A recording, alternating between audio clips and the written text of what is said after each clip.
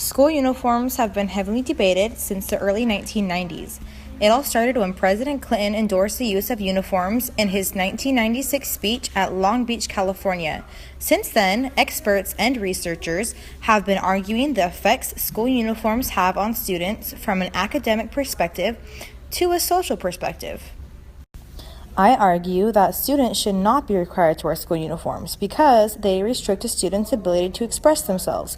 There is no clear evidence showing uniforms have an impact, and they are expensive. I was able to experience what it was like wearing a school uniform at first hand. My parents put me in a charter school when I started third grade.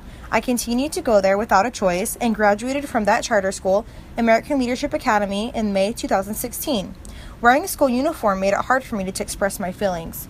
I felt as if I couldn't truly portray who I was. Some kids had the newer dress code clothes, and some had the very, very cheap dress code clothes. Going to a charter school and wearing a school uniform made everyone very judgmental.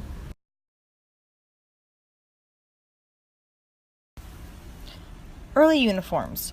According to procon.org, the first recorded use of school uniforms is in England in 1222. Students at one school were required to wear a robe-like outfit called a capicola. However, it wasn't until the 16th century that modern school uniforms made an appearance in recorded history. Today, many students attending elementary and secondary schools in England are required to wear uniforms. The tradition began as a way to give schools a sense of identity and cohesion. School uniforms were meant to bring equality to the students regardless of their parents' wealth, says BBC.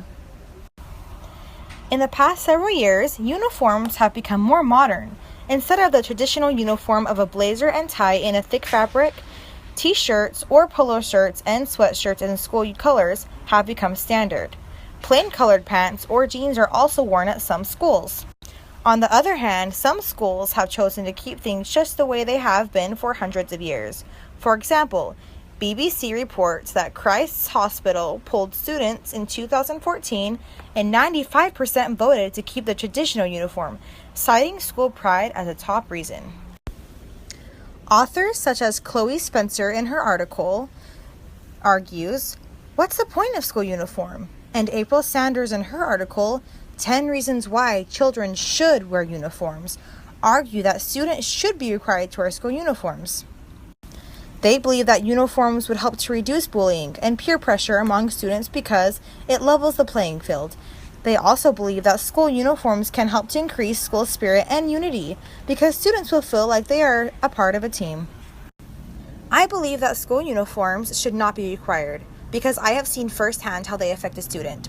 My cousin Presley attended a school that required uniforms. She has a loud, spunky personality. You can imagine how difficult it was for her to wear a uniform. She struggled because she felt as though she couldn't express her personality and style. I observed that Presley's academics did not change. The only thing that changed was her attendance, however, not in a positive way. Many people believe that school uniforms show greater negative outcomes than positive outcomes. When the question, "Does imposing school uniforms prevent students from creatively expressing themselves?" was asked on debate.org, results showed that 68% of people replied yes, and only 32% of people replied no. Statisticbrain.org discovered that only 35% of parents agreed that school uniforms have improved their child's learning environment, whereas 65% thought they had no effect at all. They also found that a total of about $1.3 billion is spent on uniforms every year, which is about $249 per student. School uniforms should not be required because they are expensive. In the article Pros and Cons of School Uniforms by Mac-Lamaus, it talks about how many people believe the false idea that uniforms are more cost efficient. According to him, parents have to fork out for expensive school uniforms time and again in order to pay for their children's education. They will need several versions of the same outfit as their children will have to wear them 5 days a week. This is on top of the clothes they already have to wear outside of school. If there were no school uniforms, parents wouldn't have to pay extra money on clothes their children will only wear during school. Instead, they could use that money towards needs for their children, such as school supplies, food or activities, School uniforms should not be required because they are more expensive. Many authors, such as Madison Park, Mac Lemoyce, and Anthony Carboni, believe that only negative things come from wearing school uniforms. These authors believe that in order for students to feel like they can express their individuality, school uniform policies need to be taken away. They also argue that uniforms do not have that miracle effect on students we would all prefer them to have. One other point these authors agree with is that implementing a uniform actually costs more money for parents. They all agree that school uniforms are merely a band-aid.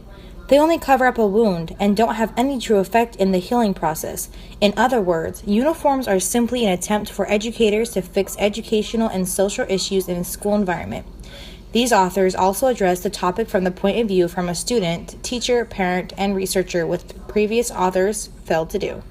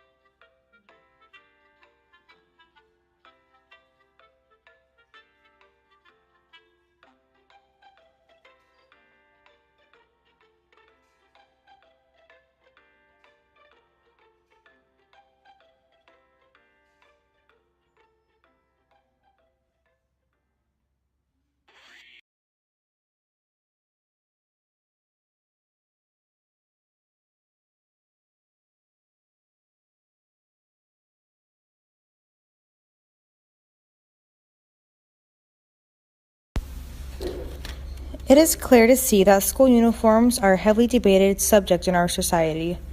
I argue that students should not be required to wear school uniforms because they restrict a student's ability to express themselves, there is no clear evidence showing uniforms have an impact, and they are expensive. The rate of schools in America that are implementing uniforms is steadily increasing. Our school systems need to realize truth about wearing a uniform, which is that they restrict students and they don't help with academic or social issues. Even a majority of schools in England, which contains schools that were among the first to implement uniforms, are steadily backing away from them because they cause more problems than they do solutions. It is up to us as a community to educate anyone we can about the problems uniforms cause. It's time to listen to what our students have to say and make a stand against school uniforms.